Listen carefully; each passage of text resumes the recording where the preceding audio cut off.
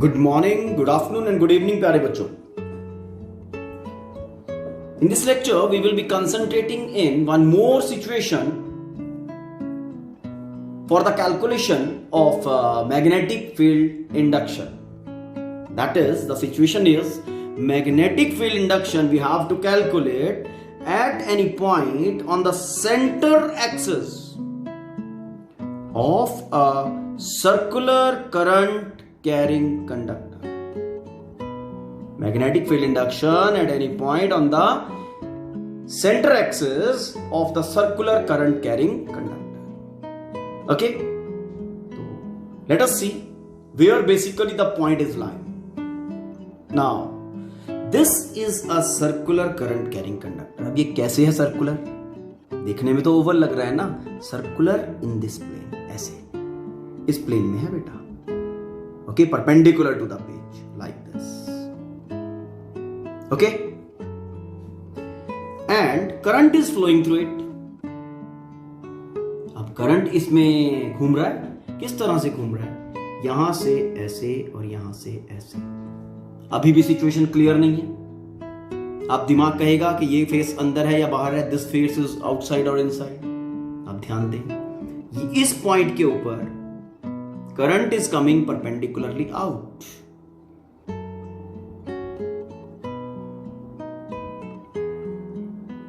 Okay, और इस point के ऊपर current is going in perpendicular.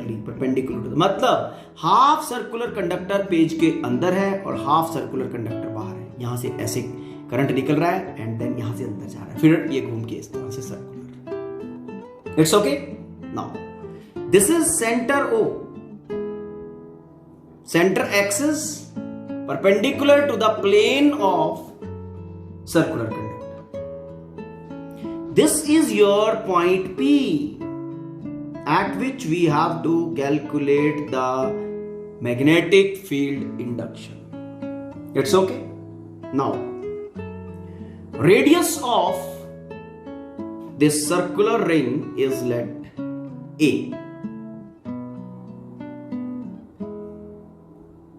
It's okay. From center, point P is at a distance x.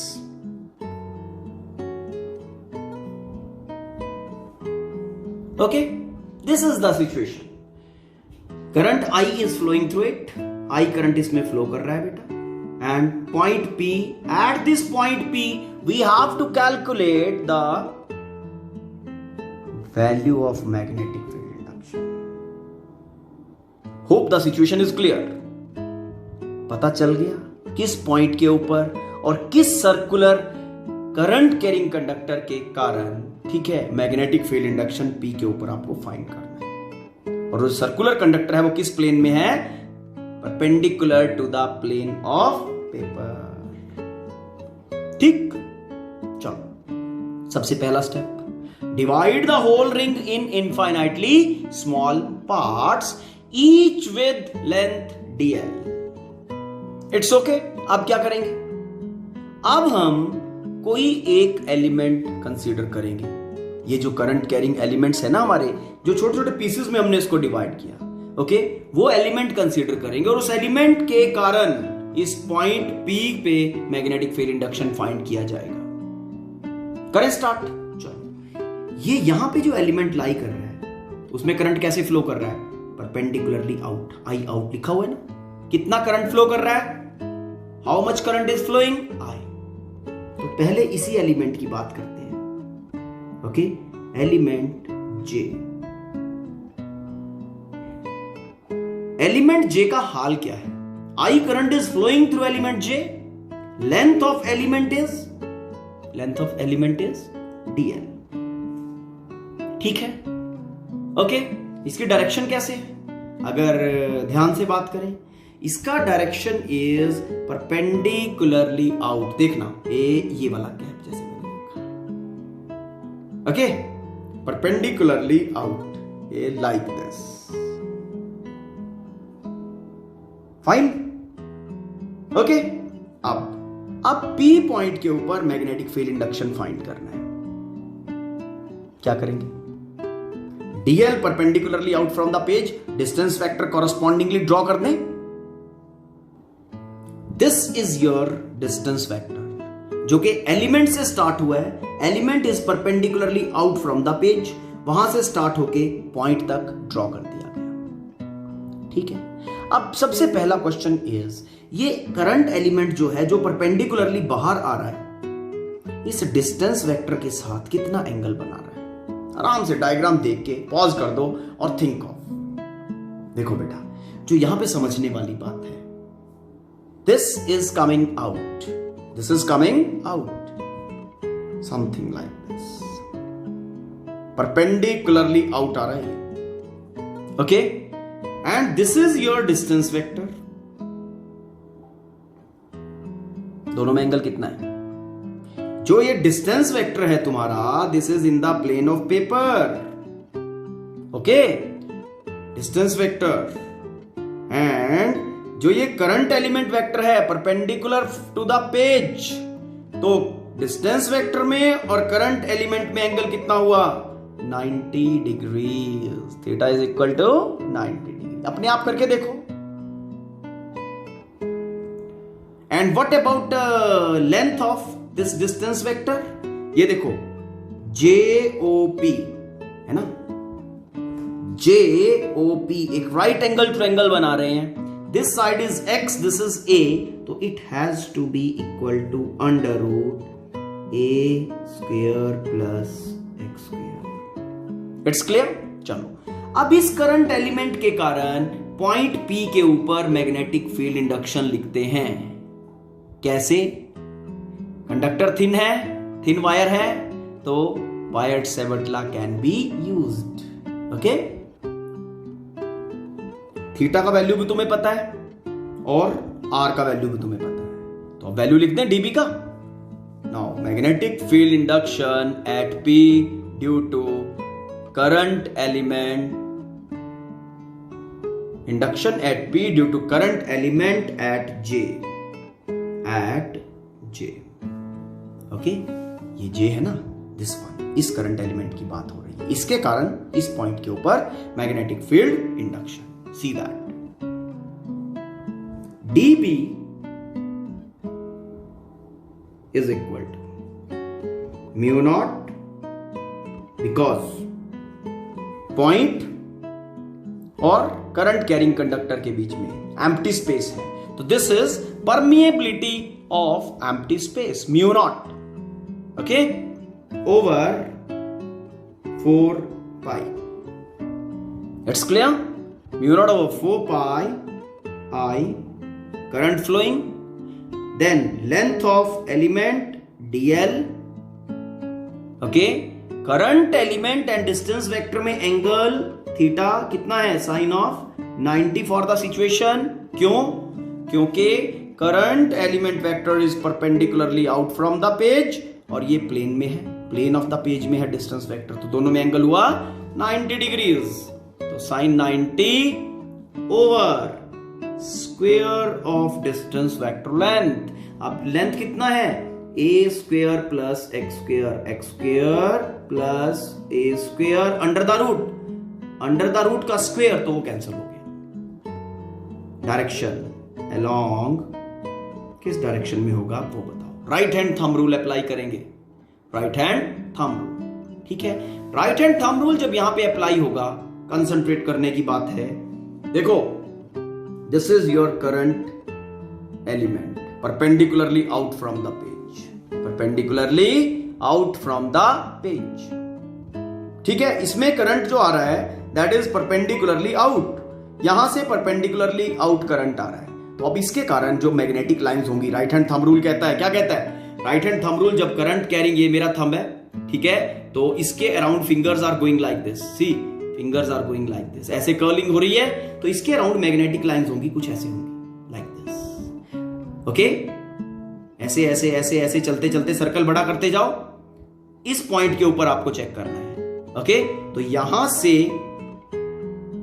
यहां पे सर्कल्स का सेंटर है, ओके, और मुझे इस पॉइंट के ऊपर लाइन चाहिए, तो क्या होगा? यहां से पासिंग सर्कल, रेडियस कितना होगा उस सर्कल का? उस सर्कल का रेडियस होगा ये डिस्टेंस वेक्टर। ध्यान देने की बात है, ओके।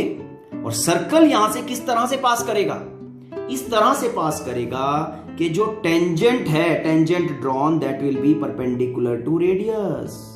रेडियस कौन है? ये डिस्टेंस वेक्टर उस सर्कुलर मैग्नेटिक लाइन का रेडियस होगा और सर्कुलर मैग्नेटिक लाइन इस तरह से घूमेगी। ओके, इस तरह से ये ऐसे बड़ा होते होते जब यहां से पास करेगी तो यहां से सर्कल बनेगा पूरा, और इस पॉइंट के ऊपर जो टेंजेंट बनेगा, टेंजेंट ऑलवेज क्या होता है? परपेंडिकुलर होता है सर्कल के केस में। किसके? रेडियस के। समझ में आया? तो यहां पे आपका dB मैग्नेटिक फील्ड इंडक्शन मिल गया बेटा। This is your dB vector. Clear? So now this जो आपने लिखा था बायट-सैवर्ट लॉ अप्लाई किया, dB। अब इसके ऊपर वेक्टर लगा दे क्योंकि इसका डायरेक्शन भी आपको पता चल गया, मैग्नीट्यूड, डायरेक्शन, अलोंग। अब उस वेक्टर को नाम दे दें, ये इसको कह देते हैं वेक्टर 1। ठीक है, ये O है, ये P है पॉइंट, इसको PN कह देते हैं। चलो fine, along PN, along PN, इस डायरेक्शन के अलोंग आपका dB है। पहले एलिमेंट की हमने बात की है, इसको dB1 कह देते हैं। चलो dB1 magnetic field induction at point P due to element, current element at J। ठीक है, अब थोड़ा सा काम और करना पड़ेगा to make the problem simple. इस एलिमेंट की बात करते हैं जो कि इसके डायमीट्रिकली ऑपोजिट। ठीक है, यहां पे करंट इज परपेंडिकुलरली आउट, तो जो डायमीट्रिकली ऑपोजिट पॉइंट है वो ये वाला है। ओके, यहां पे करंट कैसे होगा? परपेंडिकुलरली इन, तभी तो आई इन लिखा हुआ है। Okay, so magnetic field induction, इसको J कहा था, इसको H कह देते हैं। ये लो, ये this is H। Magnetic field induction at P due to current element at H। Okay, magnetic field P point पे ड्यू टू करंट एलिमेंट जो H के ऊपर है। H का डायमीट्रिकली, जो H है that is diametrically opposite to J वाला element. Okay, it's okay. ठीक है, अब एलिमेंट की बात कर लेते हैं, चलते हैं डायग्राम पे। See now, this is where is the element जो आपने कंसीडर किया, वो H पे है। करंट कैसे है? Perpendicularly inside. Distance vector draw किया, डिस्टेंस वेक्टर ड्रॉ करके will be something like this. ये सिचुएशन बन गया। ये लो बेटा, इट्स ओके।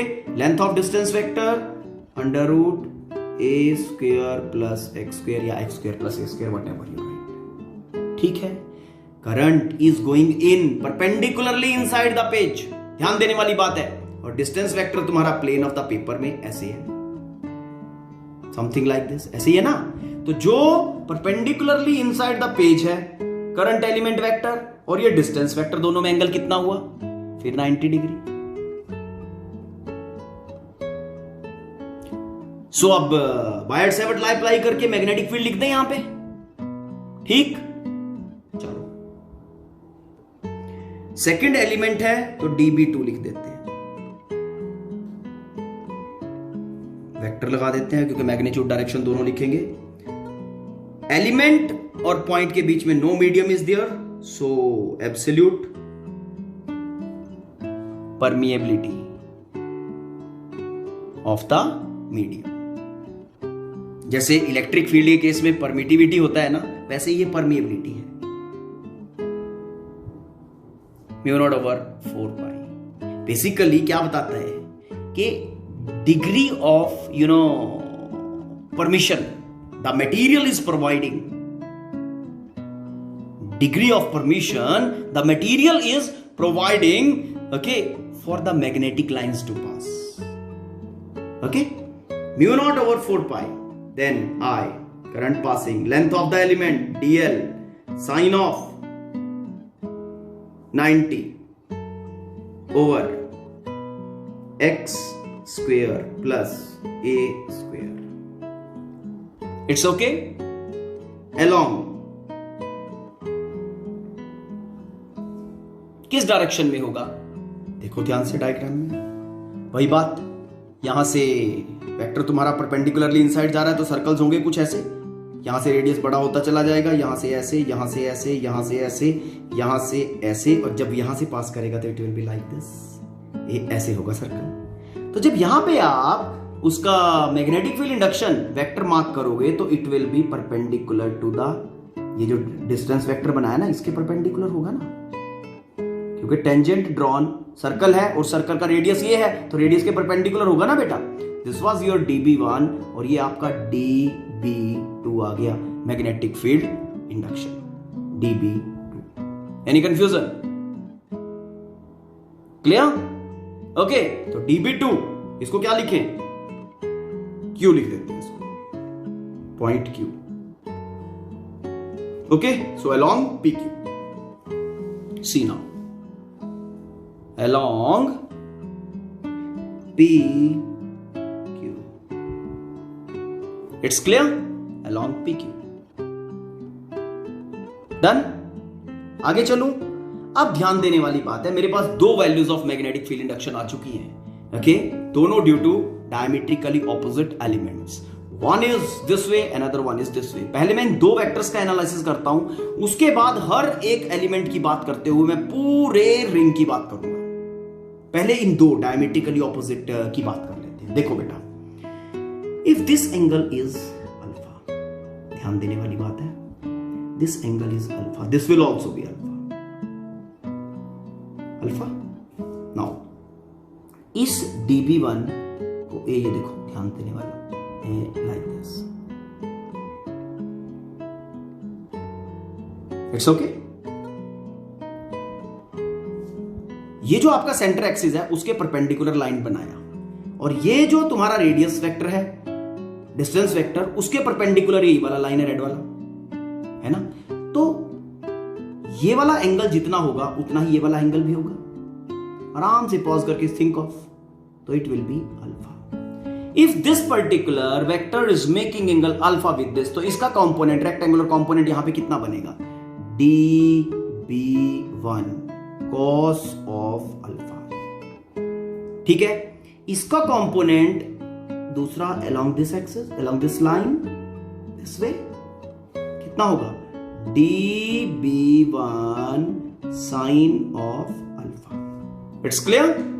Now second वाले के कंपोनेंट dB2 के, dB2 का one component will be like this, ये ऐसे होगा, ये एंगल अल्फा होगा ना, अल्फा। सो dB2 angle making angle alpha, तो यहां पे कंपोनेंट बना dB2 cos ऑफ अल्फा, ठीक है। Second component will be like this, दोनों का मैग्नीट्यूड बराबर होगा, ठीक है, dB2 sin of alpha. It's clear? अभी दो एलिमेंट्स की बात हो रही है सर। अगर आप ध्यान दो, ये dB1 cos अल्फा और dB2 cos अल्फा, ये दोनों इक्वल एंड ऑपोजिट होंगे। dB1 और dB2 का जो मैग्नीट्यूड है वो बराबर है। See, this is your dB1 magnitude sin 91, okay, and this is your dB2 magnitude sin 90, यहां भी 1 हो जाएगा। तो मैग्नीट्यूड दोनों बराबर हैं, यहां पे लिख देते हैं as dB1 vector modulus is equal to dB2 vector modulus, okay. So क्या होने वाला है अब, इस एलिमेंट के कारण जो कॉस कंपोनेंट है, dB1 और dB2 बराबर हो गए ना, तो जो कॉस कंपोनेंट है dB1 cos अल्फा, और इस एलिमेंट H वाला जो एलिमेंट है diametrically opposite dB2 cos alpha, dB1 dB2 equal, तो dB cos alpha and dB2 cos alpha, ये दोनों इक्वल एंड ऑपोजिट हो गए, तो ये दोनों वेक्टर्स एक दूसरे को क्या करेंगे? कैंसल कर देंगे, ठीक है, हो गया। अब जनरलाइज करते हैं और सारे एलिमेंट्स की इकट्ठी बात करते हैं। अब जब मैं, ध्यान देना जरा आराम से, ये देखो, when I am talking of this complete circular current carrying conductor, ध्यान देना, इस एलिमेंट, इस पर्टिकुलर एलिमेंट के कारण जो कॉस कंपोनेंट बन रहा है मैग्नेटिक फील्ड का, उसको इसके डायमेट्रिकली ऑपोजिट वाला जो एलिमेंट है उसकी मैग्नेटिक फील्ड का जो कॉस कंपोनेंट है दोनों ने एक दूसरे को कैंसिल कर दिया, ठीक है, क्योंकि इक्वल एंड ऑपोजिट। तो ये जो नेक्स्ट वाला करंट एलिमेंट होगा, ओके, और उसके डायमेट्रिकली ऑपोजिट होगा कॉस कंपोनेंट, वो भी कैंसल, इन दोनों का कैंसल। उसके बाद ये जो नेक्स्ट वाला है और ये वाला, इसके कारण जो मैग्नेटिक फील्ड कंपोनेंट होंगे कॉस कंपोनेंट, इसका और इसका दोनों equal opposite cancel, okay. Like that जितने भी इस हाफ सर्कल के अंदर होंगे, इस हाफ सर्कल में उन सब का opposite element, diametrically opposite element यहां पे लाई करेगा, एंड हर एक एलिमेंट का जो डायमेट्रिकली ऑपोजिट पेयर होगा इन अदर हाफ, वो इसके कारण जो cos component of magnetic field induction बन रहा है उसको क्या कर देगा, कैंसल कर देगा। समझ में आ गया? क्लियर?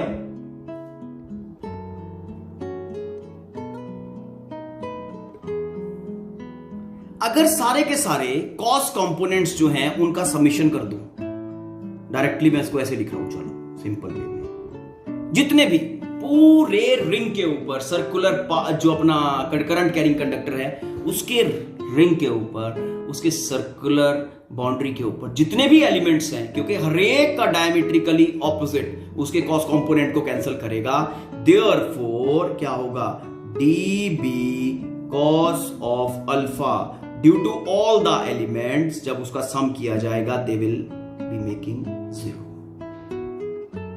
मतलब जो total magnetic field induction at point P है उसमें cos component is not contributing. क्यों? क्योंकि कॉस कंपोनेंट का इन पेयर कैंसलेशन हो रहा है। समझ में आया? Now what about sign component? Now concentrate. Cos component सारे के सारे इन पेयर कैंसिल हो गए, तो रिमेनिंग क्या है, साइन कंपोनेंट। अगर इन दो एलिमेंट्स की सिर्फ बात करूं, इन दोनों के कारण मैग्नेटिक फील्ड इंडक्शन होगी, इसका और इसका सम, और जब हम सारे एलिमेंट्स की बात करेंगे जो सबके कारण साइन कंपोनेंट होगा, that will be like this. मतलब अगर सारे साइन कंपोनेंट्स का समीशन कर दिया जाए तो total magnetic field induction at P मिल जाएगा या नहीं? समझ में आया? What to do? Summation of magnetic field component जो ये साइन वाला है, ठीक, this will be giving you total magnetic field induction at P. It's okay? Let us see. B, magnetic field induction at point P is equal to summation of dB, मैं dB लिख रहा हूं क्योंकि dB1 dB2 सारे बराबर हैं, sine of alpha. It's okay, ठीक है, पूरे का summation over the complete length. अब सबकी वैल्यूज प्लेस कर देते हैं। B is equal to summation, अब पहले dB का वैल्यू उठा लेते हैं। देखो dB is equal to dB1 and dB2, दोनों के मैग्नीट्यूड बराबर है, mu naught 4 pi i dl sin 91 हो गया x square a square, same way dB2। And हमने अब यहां पे एक और चीज डाल दी, dB1 dB2 let equal to dB only magnitude. It's fine. चलो, सो dB का वैल्यू लिख रहा हूं बेटा, ठीक है। Value of dB is mu naught over 4 pi i dl sin 90 अपना 1 हो गया over x square plus a square. ये तो हुआ आपका dB sine alpha from the diagram. See from this diagram sine alpha चाहिए, ये अल्फा है, sine alpha P B P H H B perpendicular over hypotenuse, perpendicular A hypotenuse A square x square under.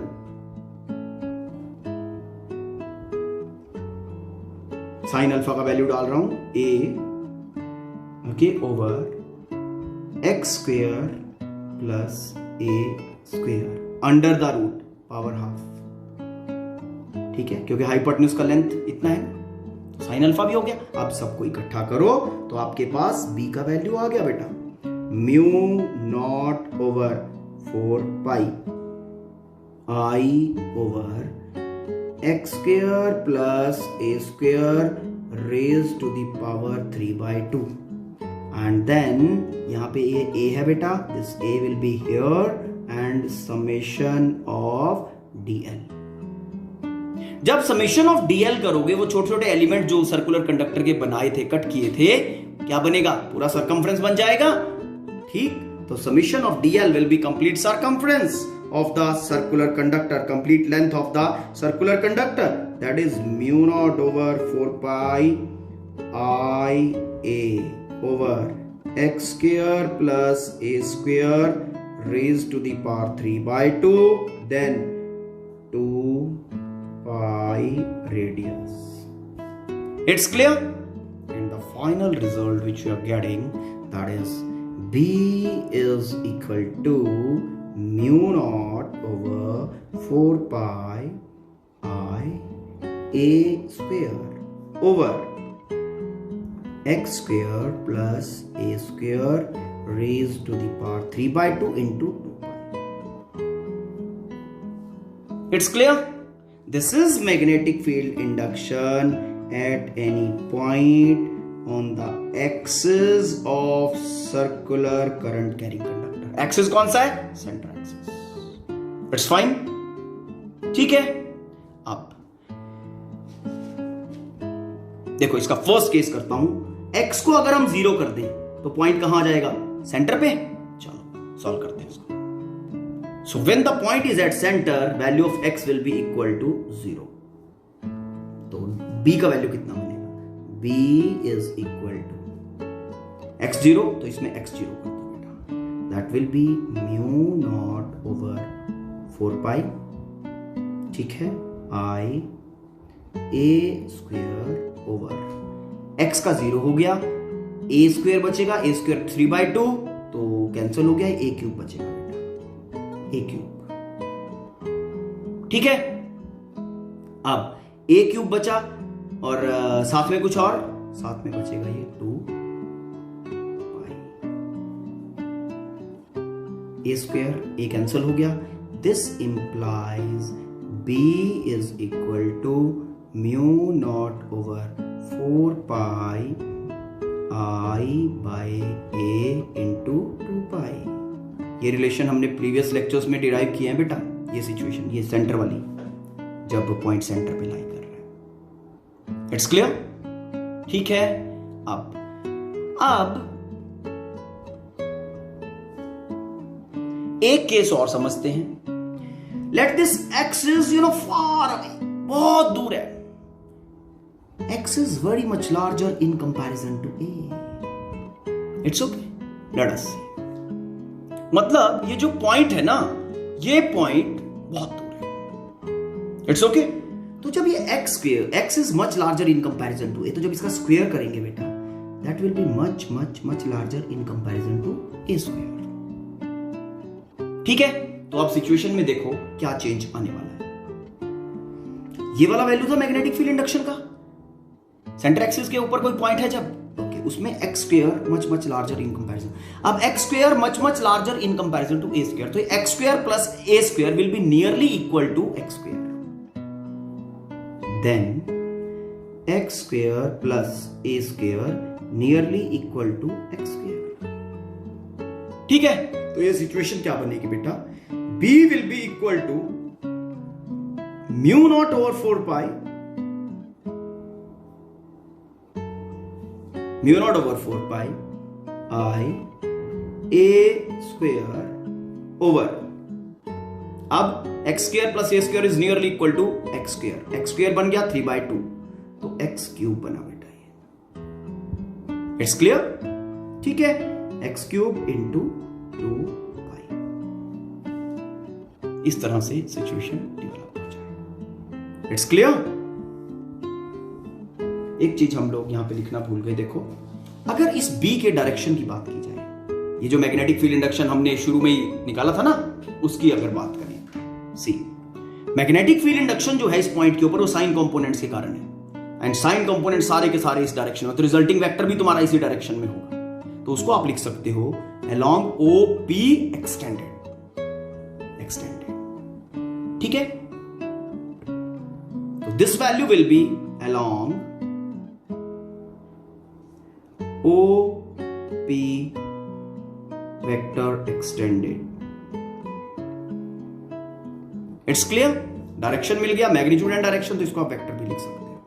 Magnetic field induction is a vector. Magnitude जब तक मैं लिख रहा था तो only magnitude I have written, now direction is also there, so vector complete कर दिया। Hope you have understood this. इसको आराम से करना, समझना, ठीक है, ओके, और खुद डिराइव करने का कोशिश करना। We will be going ahead with more applications, okay, in coming lectures. Thank you, have a nice day.